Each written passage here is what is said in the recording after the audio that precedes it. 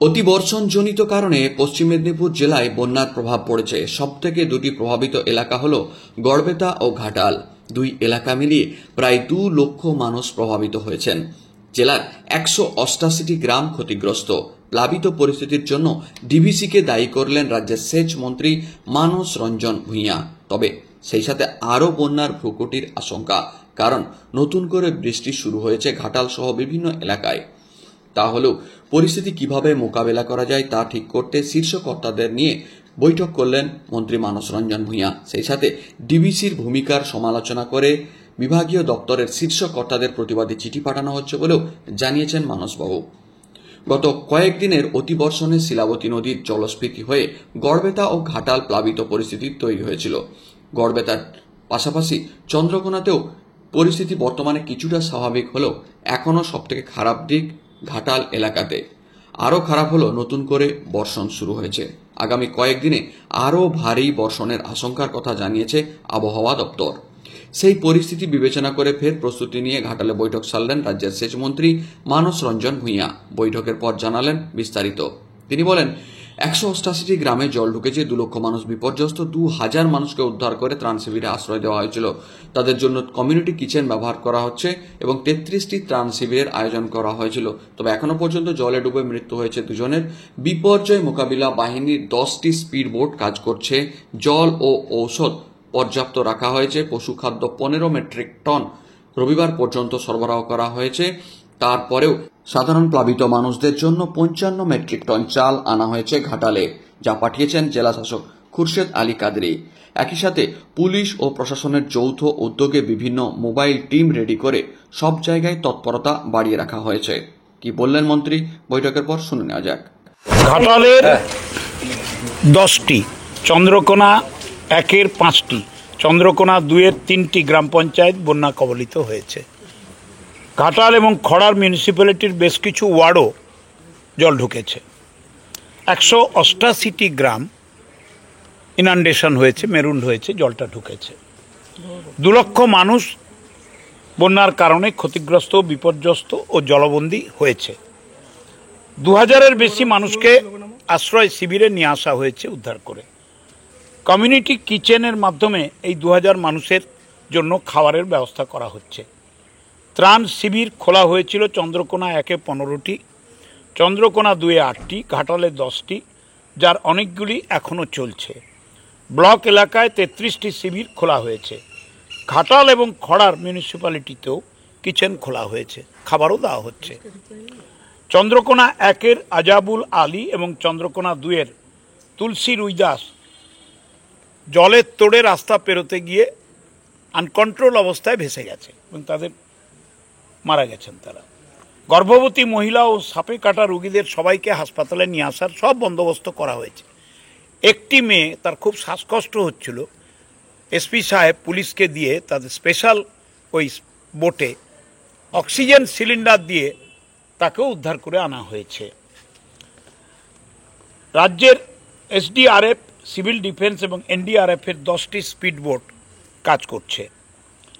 অনেক মানুষের কাছে জল এবং ওষুধ আমরা পৌঁছে দিচ্ছি।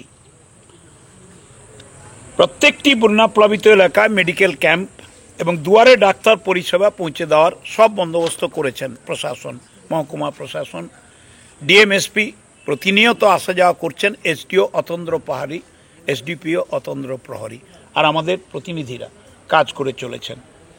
পশু চিকিৎসার ক্যাম্পও প্লাবিত এলাকায় করা হচ্ছে। 15 মেট্রিক টন আজকে পশু খাদ্য বিতরণ করা হয়েছে। 55 মেট্রিক টন চাল ডিএম সাহেব অ্যালট করে দিয়েছেন, এসে গেছে, সব দেওয়া হবে। পানীয় জলের 2টি মোবাইল ট্রিটমেন্ট ইউনিট কাজ করে চলেছে চন্দ্রকোনা ও ঘাটালে। পানীয় জলের ট্যাঙ্কারে করে জল দেওয়া হচ্ছে বিভিন্ন এলাকায়। আপনারা ছবিও দেখবেন, সাহেবের কাছে সব আছে। পানীয় জলের আমি ওই ছবিগুলোও যদি পারেন কপিগুলো আমাদের সাংবাদিক ভাইদের দিলে ওরাও দেখতে পাবে, বলতে পারবে।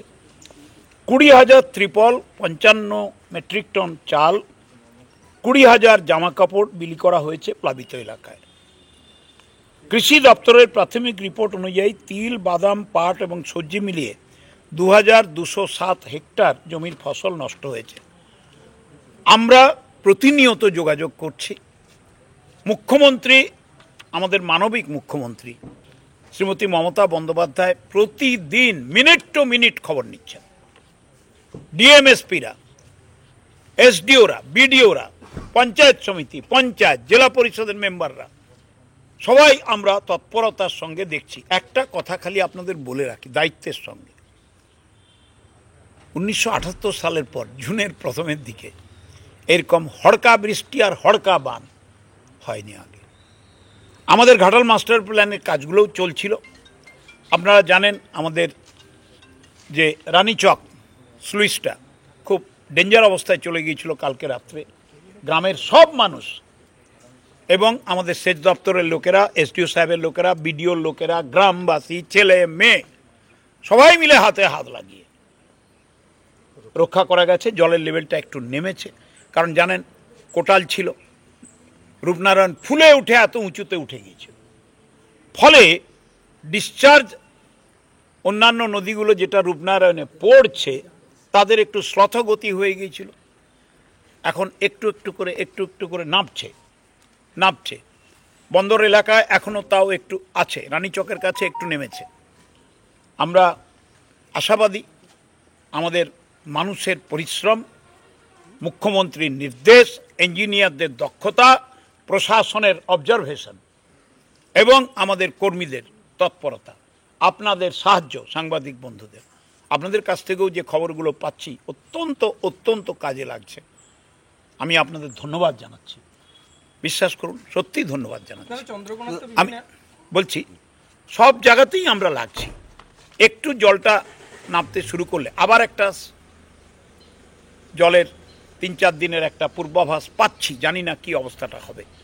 আমি আজকে সের জন্য ছুটে এসেছিলাম প্রস্তুতি পর্বটাকে ঠিক করতে। আমার সঙ্গে আমার দপ্তরের চিফ ইঞ্জিনিয়ার সুব্রত চ্যাটার্জি ছিলেন, সুপারিনটেন্ডেন্ট ইঞ্জিনিয়ার ছিলেন আশিস দত্ত, এক্সিকিউটিভ ইঞ্জিনিয়ার উত্তম হাজরা, পিডব্লিউডির সুপারিনটেন্ডেন্ট ইঞ্জিনিয়ার ছিলেন।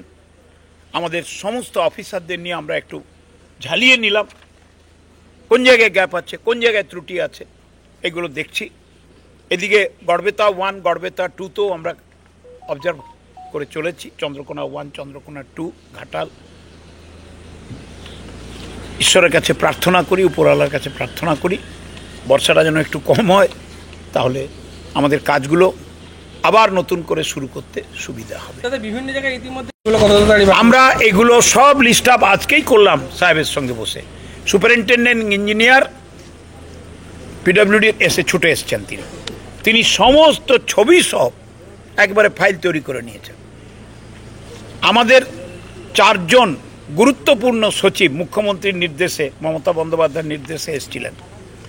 কৃষি দপ্তরের প্রিন্সিপাল সেক্রেটারি ওঙ্কার সিং মিনা, পঞ্চায়েত দপ্তরের সচিব ডক্টর পি উলগানাথন, স্বাস্থ্য দপ্তরের সচিব শুভাঞ্জন দাস, পিএইচির সচিব অ্যাডিশনাল সেক্রেটারি তিনিও এসেছিলেন, আর জেলার DM, SP and all line department head তারা এসে গেছেন। আমরা এখন কনসেন্ট্রেট করে আছি এই জায়গাটাতে। আজকে হুগলিতে আরও গুরুত্বপূর্ণ ভিজিট হচ্ছে। গত পরশুদিন আমার প্রিন্সিপাল সেক্রেটারি মনীষ জন গিয়েছিলেন, চিফ ইঞ্জিনিয়ার দেবাশিস সেনগুপ্ত গিয়েছিলেন। আজকেও মন্ত্রিসভার সদস্যরা যাচ্ছেন, আমি শুনেছি ফিরোজ হাকিম যাবেন 3টার সময়, মিটিং আছে। আমরা এই যে ডিভিসি জলটা আমাদের সঙ্গে চুক্তি করলো, এক ছাড়ার কথা 60,000, ছেড়ে দিল 71,000। Tenughat, Panchet, Maithon, combined discharge, Durgapur barrage আমরা ক্যালিব্রেটেড টাইমিংস অ্যান্ড অ্যামাউন্ট করে দিয়েছিলাম।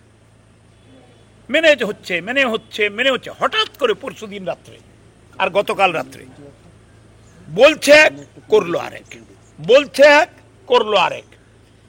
আমাদের দপ্তর থেকে আমরা উচ্চতর কর্তৃপক্ষের সঙ্গে কথা বলে আমরা ডিভিসি অথরিটিকে, ডিভিআরআরসিসিকে তীব্র প্রতিবাদ জানিয়ে চিঠি দিয়েছি।